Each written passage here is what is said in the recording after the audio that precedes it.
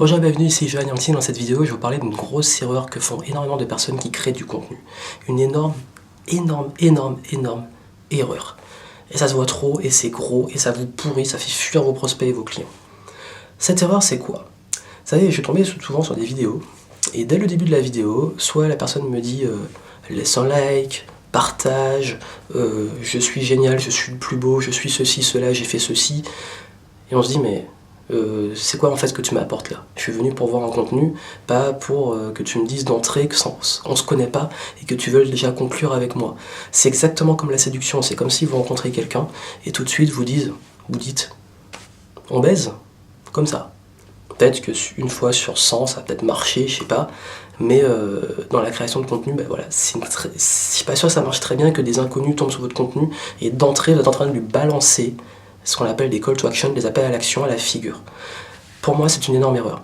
Et là où l'erreur est la plus forte, c'est ceux qui font du contenu uniquement pour vendre. Ces gens qui font jamais de contenu, qui font pas du contenu régulièrement, qui créent pas de relation avec leur audience, et qui, dès qu'ils font du contenu, c'est juste dans l'intérêt de vendre quelque chose derrière. Et ça, c'est un gros problème. Et je dis pas que c'est mal de faire du contenu pour vendre, le problème, c'est comment c'est fait. Si d'entrée, vous arrivez et vous dites « Coucou, j'ai du coaching à vous vendre, vous allez pouvoir venir à mon événement, venir à mon séminaire, acheter mon coaching, ou suivre mon coaching, ou acheter mon livre », il commence à peine la vidéo, il vous montre son livre, vous balancez en fait un produit à la figure de vos prospects. Et c'est comme si dans la rue, quelqu'un arrive et il vous arrête et il vous dit tiens, achète. Ça n'a pas de sens. Il faut d'abord créer une relation, il faut d'abord apporter de la valeur. Et ça, c'est fondamental, par exemple, dans les pages de vente.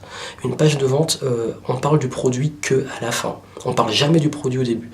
On parle de problèmes, on éduque la personne, on crée une relation, on informe, et seulement à la fin, on amène le produit. Et le prix, c'est vraiment le tout dernier truc qui arrive, pour que la personne se dise vraiment « Waouh, j'ai appris des choses, je suis conscient, j'ai été éduqué, je suis conscient de mon problème, je sais ce qu'il me faut, je sais quelle est la bonne solution pour moi, c'est les produits qu'il me faut. » Et c'est la base de la vente. La vente, ça n'arrive pas « Coucou, contrat, signé, acheté ». Sauf si la personne est vraiment déjà ce qu'on appelle un prospect.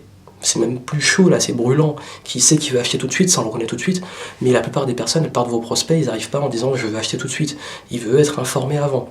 Et c'est la phase de découverte, on découvre les besoins de la personne. Sauf que la vente par contenu, on n'est pas tout de suite en face de la personne en train de tout de suite échanger et dialoguer, on est dans une communication unilatérale, on parle. Donc voilà pourquoi la découverte, on doit la faire en parlant à la personne pour qu'elle s'identifie, qu'on crée une relation de cette façon-là. Et cette relation, c'est en apportant de la valeur.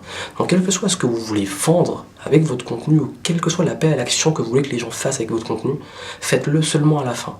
Après, on peut avoir les petits appels à l'action du genre, si vous voulez, vous pouvez aller télécharger mon guide, ou ouvrir cette vidéo pour voir après, etc. Ça se fait, c'est normal.